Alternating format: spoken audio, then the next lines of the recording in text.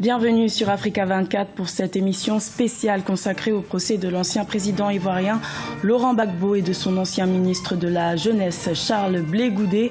Un procès ouvert depuis janvier 2016 devant la Cour pénale internationale. Les deux co-accusés comparaissent pour crimes supposés contre l'humanité dans le contexte post-électoral de 2010-2011 en Côte d'Ivoire qui aurait fait plus de 3000 victimes. Nous vous proposons de suivre la suite des audiences en direct de La Haye aux Pays-Bas. Donc, est-ce qu'il est correct, monsieur le témoin, que vous avez intégré l'armée en juin 1968? Exact. Et vous avez commencé à la section des communications, est-ce exact? Exact. Vous avez suivi une instruction initiale de 6 mois à l'école des forces armées à Bouaké. Exact. Et par la suite, vous êtes entré à l'état-major des armées pour recevoir une formation sur les transmissions. Correct.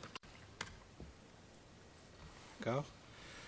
Vous avez aussi rejoint le 3e bataillon de Bouaké en 1970.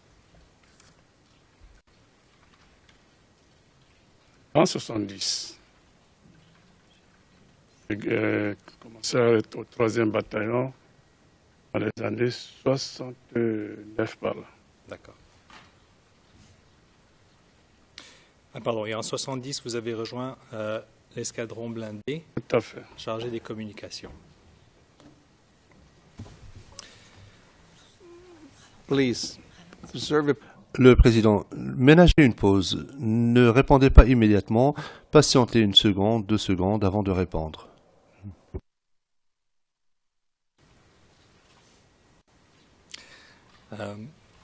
Il est exact qu'en 1971, vous avez intégré le ministère de la Défense, service spécialisé, et vous avez fait de l'écoute internationale pendant 5 ans. C'est exact.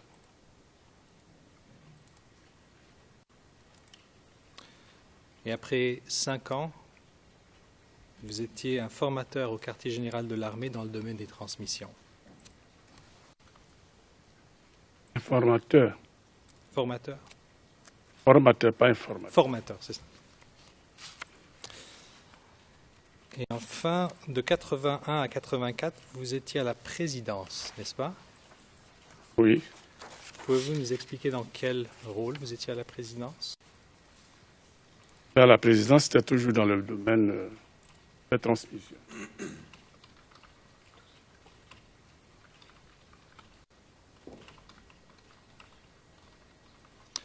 Pouvez-vous nous décrire vos fonctions dans ce domaine des communications pendant ces 3 années à la présidence? Pendant ces 3 années à la présidence, c'était toujours le service de transmission, la radio. Bon, il y avait un système de radio qui était à l'époque, on était des opérateurs notamment, eu des réseaux du Conseil de l'Entente et des réseaux d'ambassade, où il y avait des liaisons radio en BLU pour permettre au chef d'État, en cas de difficulté, de rentrer en communication avec ses homologues. C'est des stations qui étaient là. J'étais parti justement dans ce cadre-là.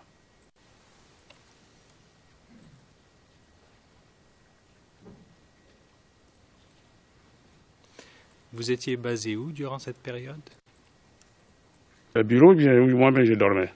Le bureau, pardon. Le bureau était à l'intérieur de la présidence.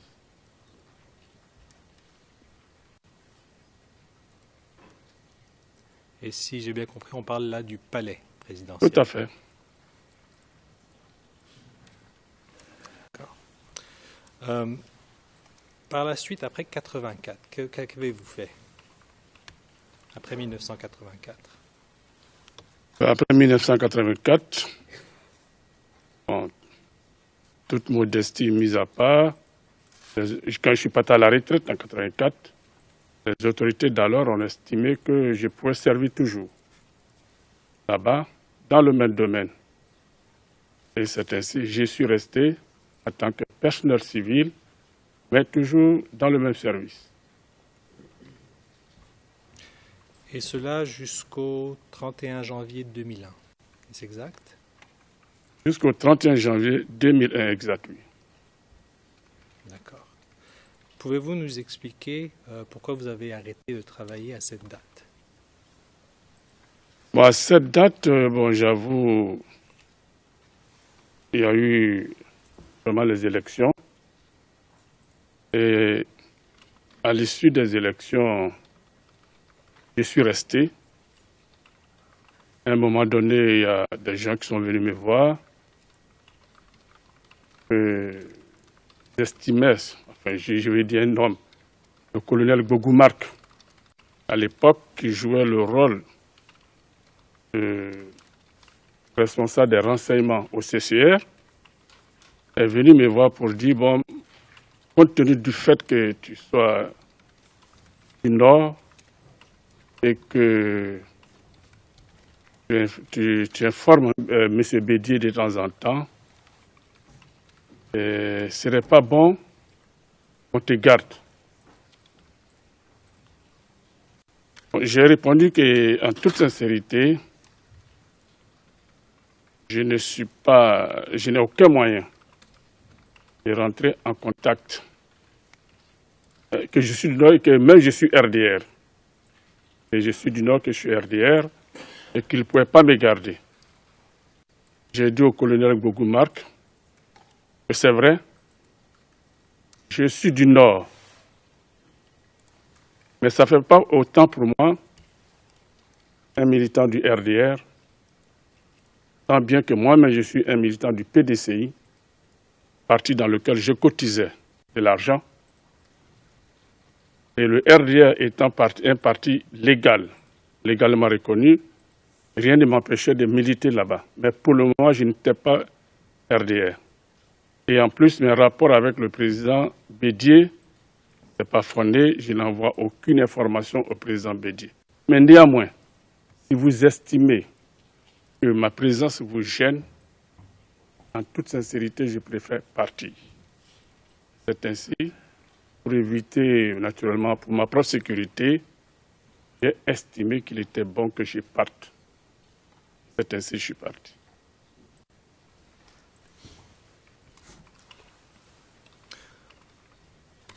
Vous avez mentionné que ce colonel Marc Bogou vous a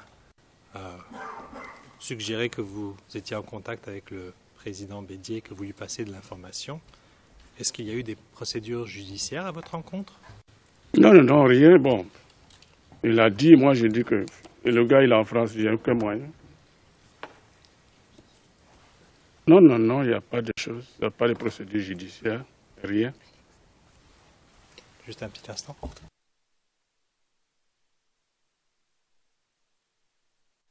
Excuse. Très bien. Par la suite, est-ce qu'il est exact de dire qu'entre 2002 et 2005, pendant 3 ans, vous avez travaillé pour une entreprise de sécurité qui se nomme BIP Assistance? J'ai travaillé pour cette société, en effet. D'accord. Toujours chargé de système radio? Toujours chargé des systèmes radio. D'accord. Et finalement, durant les élections de l'an 2010 et durant la crise électorale 2010-2011, où est-ce que vous habitiez? J'habitais à la rivière Golfe.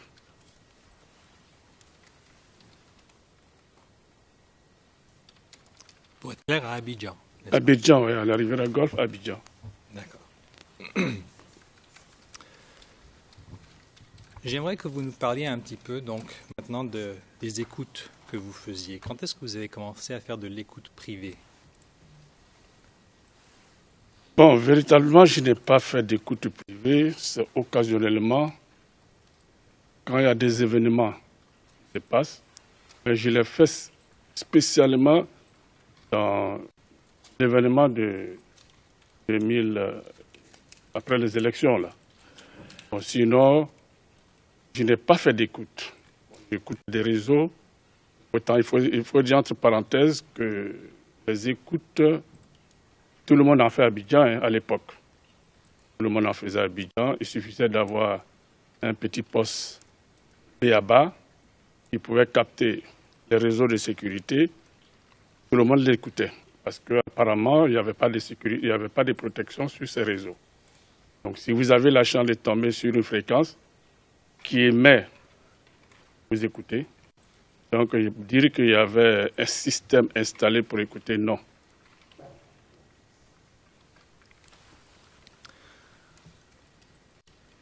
Vous venez de nous dire que ces réseaux n'étaient pas protégés. De quel réseau parlez-vous?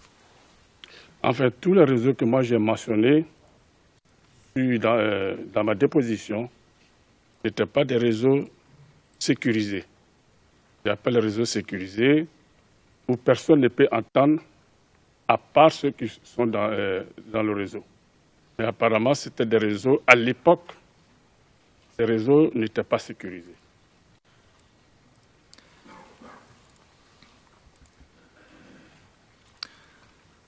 Alors, monsieur le témoin, une petite précision pour vous. Votre déclaration n'est pas dans le dossier de l'affaire.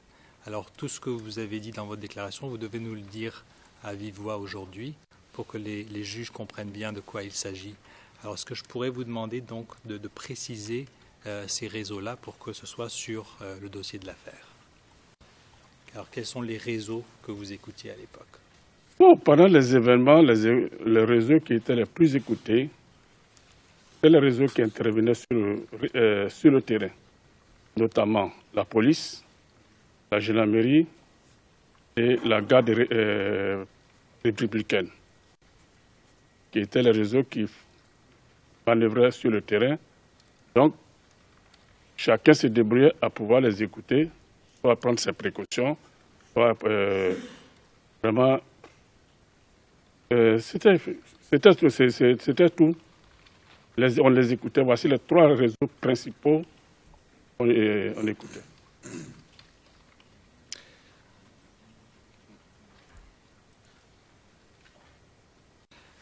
Alors, pouvez-vous brièvement nous expliquer quel genre d'équipement vous aviez en votre possession pour pouvoir écouter ces transmissions? Bon, ce qu'on avait comme appareil, comme je vous l'ai dit, monsieur le procureur, il n'y a pas un appareil professionnel qu'il fallait pour pouvoir écouter ces réseaux. Vous aurez pu aller dans le marché, vous avez la possibilité, ou ailleurs, ou dans un voyage, vous achetez un poste qui se trouve dans les bandes de 144 mégas. Vous pouvez, dans cette bande, puisque généralement c'est la bande low force trafiquée, vous pouvez écouter toutes les émissions sans problème. Mais en ce qui me concerne, moi j'avais un Kyodo. Un Kyodo, puis c'est tout ce que j'avais. Et par la suite, j'ai eu un petit Kenwood. Et puis voilà ce qui me permettait. Mais n'empêche que dans les postes ordinaires FM, il y avait des gammes, j'avais un poste et des maisons qu'on appelle Pan-Crusader. Pan-Crusader. Et ces postes-là, il suffisait de capter la radio ou bien de changer de fréquence pour avoir les échos. Je vous dis que tout le monde pouvait écouter ces réseaux.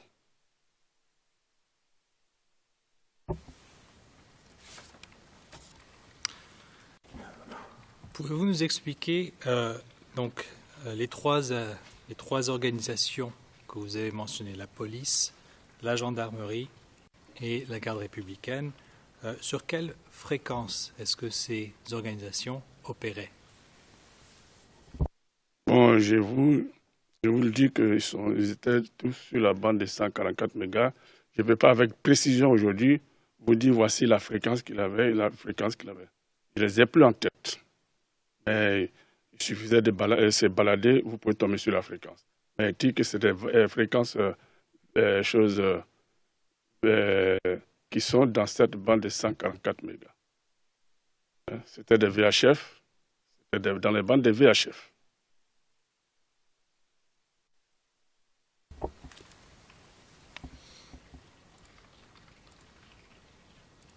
Pour la clarté du dossier, VHF, c'est très haute fréquence, n'est-ce pas? Oui. OK. Alors, vous avez parlé de 144 mégas.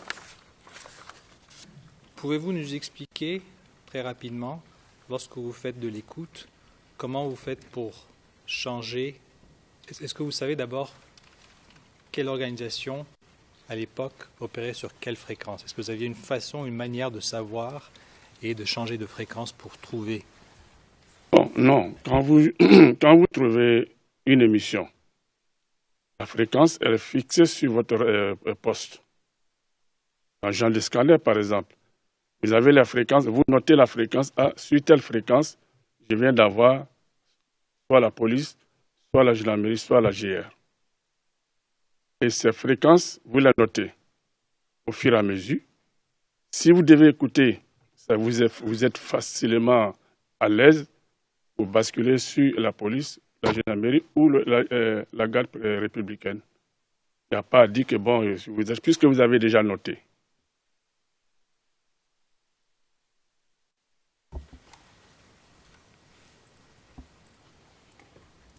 Très bien.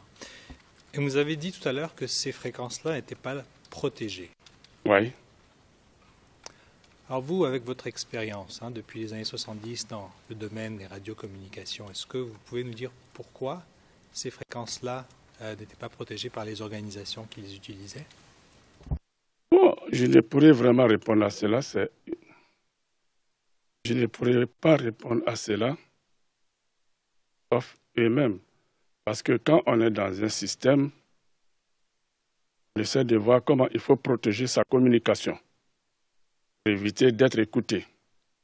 Mais je ne peux pas garantir à 100%, mais je sais que tout le monde, même ceux qui étaient sur ces réseaux, savaient qu'ils étaient écoutés. Ils savaient. Ou alors, si vous n'avez pas les moyens de vous de ne pas être écouté, vous avez les moyens au moins qu'à chaque étape de votre chose, de la durée du temps que vous mettez, vous avez la possibilité au moins 2 ou 3 mois après changer de fréquence pour éviter que votre réseau soit continuellement écouté. Si tel n'est pas le cas, que vous n'avez pas la possibilité de coder vos communications, vous n'avez pas la possibilité de les crypter non plus, il va sans dire que le seul moyen que vous avez, c'est le changement de fréquence à tout moment pour minimiser le risque des écoutes clandestines.